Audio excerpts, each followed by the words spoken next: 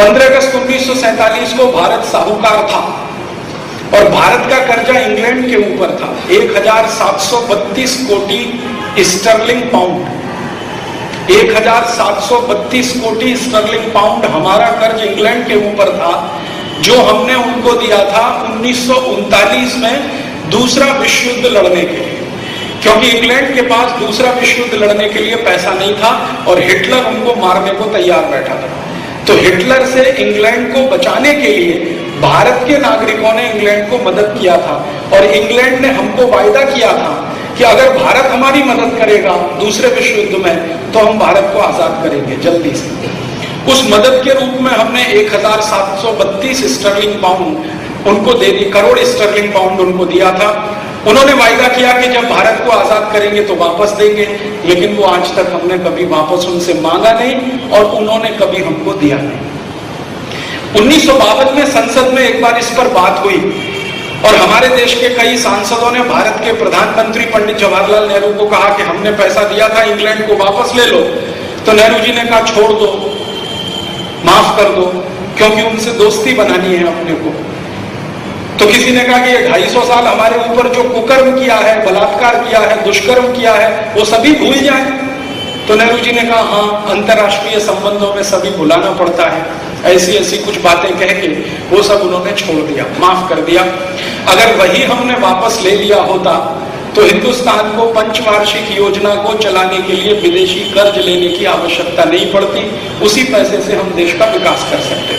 खैर, वो हमने छोड़ दिया और हमने नया कर्ज लेना शुरू किया और जब से कर्ज लेना शुरू किया उसी दिन से भारत के रुपए की कीमत कम होना शुरू हुआ और कम होते होते होते होते आज लगभग 44 रुपया डॉलर के आसपास आ गया। मतलब क्या हुआ?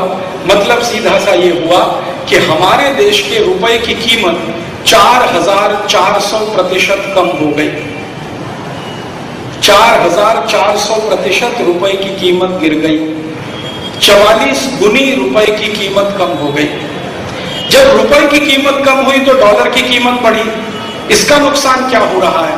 इसका नुकसान ये हो रहा है कि हम जो दुनिया के बाजारों को बेच रहे हैं वो सस्ता बिक रहा है और हम जो दूसरे बाजारों से खरीद रहे हैं वो महंगा पड़ रहा है।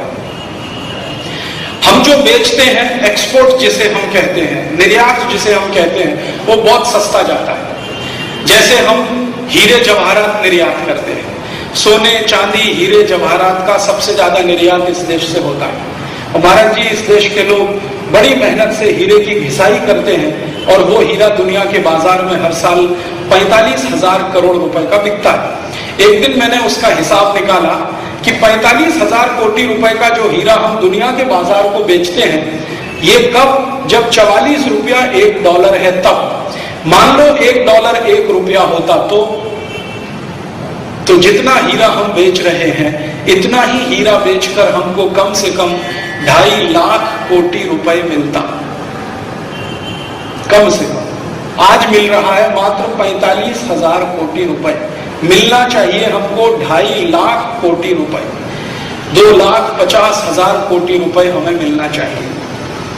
और अगर कुल निर्यात की बात करें, हीरे जवाहरात, सोना चांदी, चाय, कॉफी, पान और हमारे देश का बहुत अच्छे अच्छे किस्म के फल, बहुत अच्छी अच्छी सब्जियां, बासमती चावल, जो कुछ भी हम दूसरे देश को निर्यात करते हैं, ड्राई फ्रूट्स, काजू, किशमिश, बादाम, मुनक्का, मखाने, ये सब कुछ जो एक्सपोर्ट करते हैं, ये एक साल का लगभग 50 अरब डॉलर है।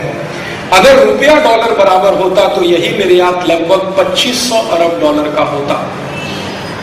और 2500 अरब डॉलर का अगर निर्यात हम करते हर साल तो हिंदुस्तान 10 साल में सोने की चिड़िया हो जाता।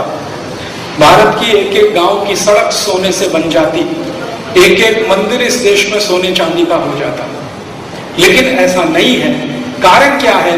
रुपए की कीमत गिरी है, डॉलर की कीमत बढ़ी है।